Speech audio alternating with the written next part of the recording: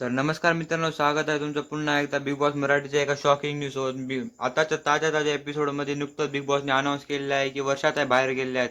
त्यांचे जे दुःख होते ते संपताच बिग बॉसने अजून एक धक्का दिलेला आहे. हा मित्रांनो, अजून एक धक्का दिलेला आहे. बिग बॉसने सांगितलं आहे तुमच्यासाठी अजून एक शॉकिंग न्यूज आहे, ती म्हणजे अजून एक इविक्शन होणार आहे. तुम्हाला बिग बॉसच्या घरामध्ये 6 नाही आता 5 कंटेस्टंट भेटणार आहेत, असे बिग बॉसने सरळ सरळ गोष्टीमध्ये अनाऊन्स केलेलं आहे. तर हा मित्रांनो, टॉप 5 हे बिग बॉसचे कन्फर्म झालेले आहेत.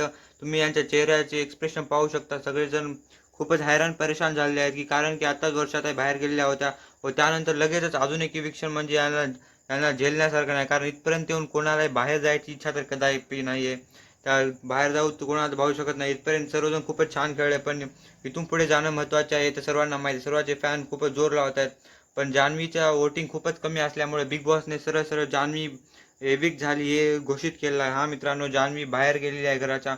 तर टॉप 5 कन्फर्म झालं आहे. टॉप 5 ते म्हणजे सूरज चव्हाण, अंकिता, अजून ती झालेली आहे निकी, अजून झालेला अभिषेक व शेवट आहे डीपी दादा. हा मित्रांनो, हेच आपले टॉप 5 राहणार आहे. जान्हवीला खूपच कमी वोटिंग मिळाली, आपल्याला माहिती होते. वर्षापेक्षा थोडी थोडी जास्त होते, त्यामुळे तिचे जाणे हे कन्फर्म होते. तर मित्रांनो, हा जान्हवी बाहेर गेलेली आहे व यावेळेस टॉप 5 बिग बॉसला भेटले आहेत. ही शॉकिंग न्यूज आहे. घरवाल्याला सदमा भेटलेला आहे खूप मोठा.